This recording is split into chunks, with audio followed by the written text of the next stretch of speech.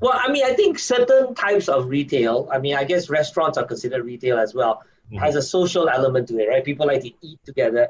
And maybe you could say the same for cinemas and certain things. No, I would disagree with you there. I don't think so. People like to eat together anymore. Gone are the days where families sit and eat together.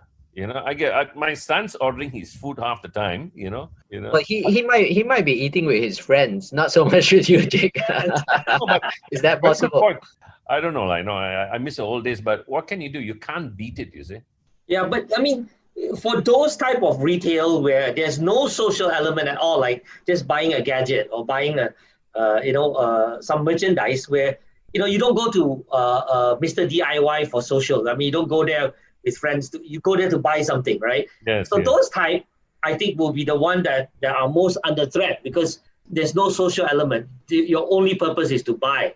So you might as well just buy online. But if a shop has a little bit of a social element, then I think it has a better chance to thrive. What would your example be of that? Apart from social per se, let's just call it experiential. That's the common used word. So going to a gym, going to a cinema, and I still do think going to certain types of restaurants. I mean, we spoke about tenant mix earlier when we were talking about malls, right? So what's indisputable is tenant mix have to shift towards more experiential retail. Commoditized retail, the broad trend, what's happening is there'll be less stores. Some physical store presence, of course, but if in the old days you could have had 100 stores, maybe now you just need 30 stores, and a lot of it moves online. So that's probably where the evolution's happening. But like, Jake, you're a big gym guy.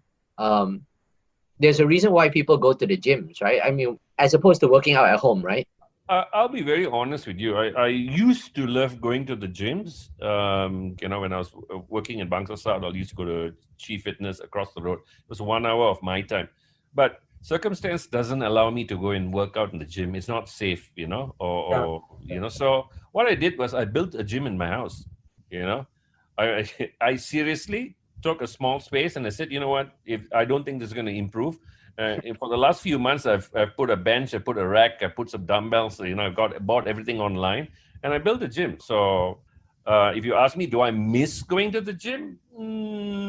I mean, for eye candy, nice lah. You can look around. All that. Let's be honest lah. But other than that, no. I think it's no more convenient. I get up in the morning, I'm working out, and I'm done. So. I have a feeling, Jake, that you're the type of person that you're very goal specific. So when you want to work out, your purpose is to work out, not to socialize. When you want to eat, your purpose is to eat. And maybe when you want to watch a show, your main purpose is to watch a show. But there are those people out there who, when they drink or when they see a movie or when they work out or when they eat, they want to do it with friends. I agree It's with a you. communal experience. Yeah. They like the networking. They like that experience. Quite a lot of people are like that. And you're absolutely right. That's why there was a massive expansion on classes like fly cycle, boxing classes, Muay Thai classes, because they they like that network.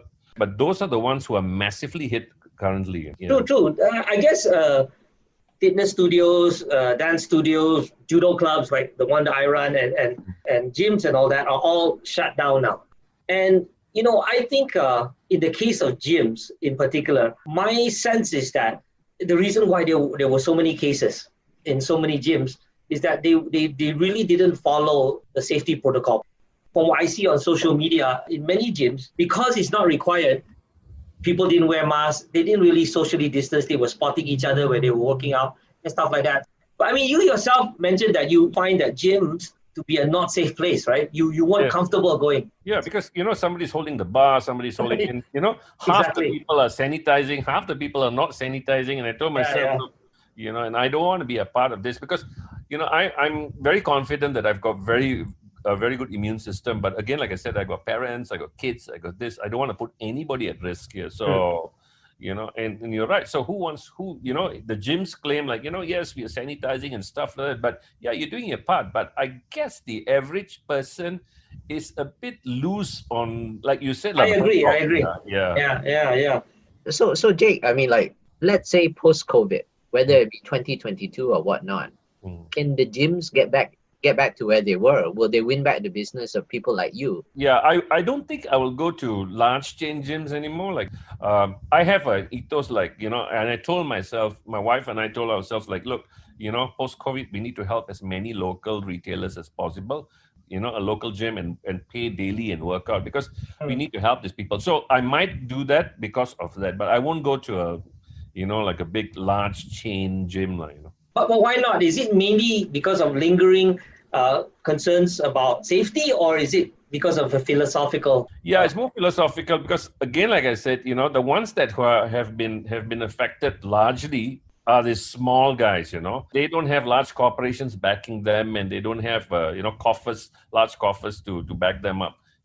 I was speaking to Terry Galliard, is former Mr. Asia, and he's running a gym in Malawati for the last 30 years. And I was talking to his wife Julian, she's former Miss World. So and Terry also is Mr. Asia 3 times, and 30 years they're running the gym, and the owner says, look, you got to pay. They're closed down now. The owner wants full rental. He doesn't want to go down 50%. So they're under threat of closing down. A legacy gym like that. So it's sad. So that's why I keep telling my friends, even if it's $10 a day, just go and pay and train. Keep them alive.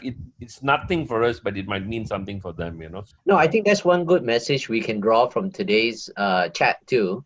We should support local businesses. I think everybody's hurting, but the local businesses are arguably hurting the most and need the most help. Again, like I said, a lot of us right now, what's the word I should be using here? In terms of, to me, I am not afraid or not ashamed of going local, because to me, I think the quality of local has improved a lot. So I think a lot of people will choose local. So and coming back to the government, yes, they've not helped enough. But one thing they can do is to actually drive local consumption heavily. So this will probably, only if they do that, the small boys are going to come up. The multinationals and the big corporations will survive because they've got backups.